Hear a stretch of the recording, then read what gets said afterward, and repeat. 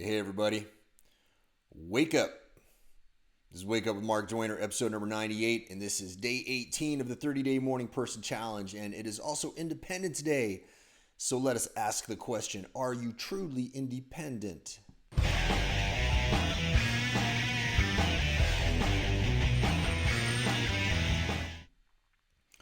All right, happy Independence Day, happy 4th of July to my fellow Americans. I am not in America right now. I am in Thailand. It is actually July 5th for me, but I know that the celebrations are kicking off now.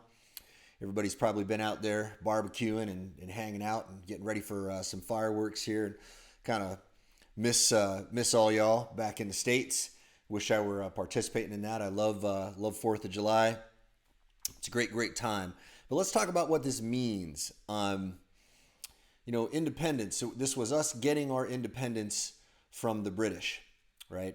But it seems that we are still quite dependent on many things upon which I believe we should not be dependent. For example, we are dependent on outside sources for most of our thinking. And I don't believe that most of these outside sources have our best interests in mind. If you are getting your political opinions, for example, spoon fed to you by articles that you read, I don't think you are necessarily doing yourself any really big favors. Most of the political discussions that I hear involve people more or less parroting stuff that they read in different publications, and the degree to which these things are high or lowbrow depends on the publications they're reading, and the highbrow publications are just better disguised forms of propaganda that use more highfalutin language and have more of the air of academic validity. It is still just as much propaganda as the rest of it. Some of it is just more obvious than the rest. Now, it is not very obvious to us when these pieces confirm our biases. When we read a piece that is just giving us more information to support the beliefs that we already have, well, there is this phenomenon known as cognitive dissonance where, when we find information that conflicts with our beliefs, we tend to reject that information and we tend to seek out information that supports our beliefs. So I'll give you a really interesting example of a study that was conducted with that.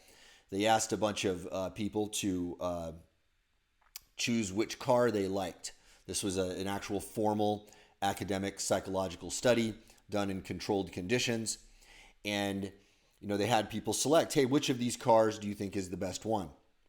After letting them select which car they thought was the best, they showed them a series of advertisements. And what they found was that after you selected a particular car as the one that you liked, you would spend more time looking at the ads that were for the car that you selected. So what was this informing us? Well, it could mean many things. It could be interpreted, of course, in many different ways, but there are a lot of ways that this particular hypothesis, this explanation that I'm about to give you, can be interpreted, but it has been reproduced in many different ways, and I think that you can probably see this in your own behavior and in the behavior of others. And the notion is this, that once you decide that you are X, Y, or Z, or you like X, Y, or Z, you are going to seek out evidence to support that because we don't want to be wrong. Now, this is why when you identify as a particular political stripe or another, you are going to tend to conform with the way that that particular group of people thinks. All right. So, for example, when I was a younger man, I identified quite strongly as a libertarian for a while there. I still very much share a lot of the libertarian sensibilities. I agree with a lot of what they have to say. However, I think that all of these different political ideologies are based on last century's technology. I think that almost all of this stuff needs to be rethought in the face of the changing landscape of technology that we exist in right now. So when I was a libertarian, if I found myself thinking about things, I would tend to, think how a libertarian would think. People would say, "Oh, well, you're a libertarian. You must think this way." "Oh, well, how could you think that? You're a libertarian." Then I would feel sort of a certain amount of dissonance in my mind if somebody called me on something that was not consistent with the way an entire group of people that likes to ascribe that label to themselves tend to think. Why is that a problem? That's a problem because I don't want to necessarily agree with an entire group of people. I may agree with some of what you have to say, and I may disagree with a whole lot of what you have to say. I don't want to be pigeonholed into a particular way of thinking because I have adopted a label on myself. Think about it. I would like to be able to say, well, maybe this ideology that I have adopted is not serving me exactly well.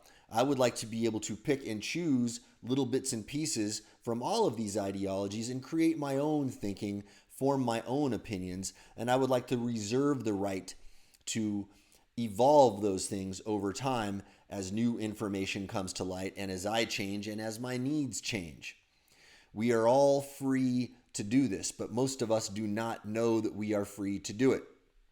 I know some extremely intelligent people who identify with, very, very strongly with particular ideologies, and they will fight tooth and nail to defend those ideologies, even in the face of very, very, very clear evidence to support the notion that their opinion is wrong. And they will, drudge up all kinds of very specious and facile information to support their particular beliefs. So are you independent? Are you really? Really, really think about it. If you identify with a particular ideology, not necessarily just political, of any type, if you have an opinion about diet or about health or a marketing technique or anything for that matter, you are going to tend to conform your thoughts to that. That is a type of a mental prison. It is a prison with invisible bars. That was the first section of the Simpleology print book. In fact, it was called The Prison with Invisible Bars. And it was showing you exactly how these mechanisms work in our mind and how they control us.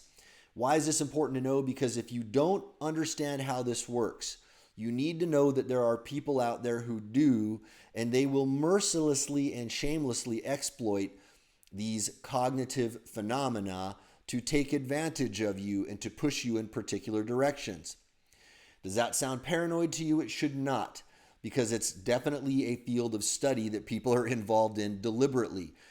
People in politics, in marketing, in any form of persuasion or another are deliberately thinking about these things, and the most exploitable parts of our mind are these types of phenomena. Now, this particular phenomenon that I described is but one of many, many different types. You should make yourself very, very adept on these topics. This should, in my estimation, should be the foundational important stuff that everybody learns at a very, very young age. Now, if you guys want to take a deep dive on this stuff, you guys can go to Amazon and buy the Simpleology print book, or you can probably find it at your local bookstore if you have any local bookstores left, because they are fewer and far between. But most of the bookstores that I go to have it. You can call them up and see. That book outlines many, many different phenomena of the flavor that I just described to you, and shows you not only how to identify these and spot them, but also new ways of thinking that will allow you to navigate the world in a healthier way and make you more independent. With that said, you guys have a beautiful Independence Day in the United States. If you are not in the United States, I hope you have independence too. I hope we all do. And wherever you are, you have a beautiful day. And I will talk to you soon. I probably won't be doing these over the next 2 days because I am flying out to Bangkok to go see an event put on by this awesome dude, Sebastian Beha, who invited me up there to hang out at his event. I'm very much looking forward to that. But I will be back in on Monday morning, back in the saddle. Who knows? Maybe I will be able to squeeze one of these in, but I kind of doubt it. We'll see. But anyway, y'all have a beautiful day. Take care.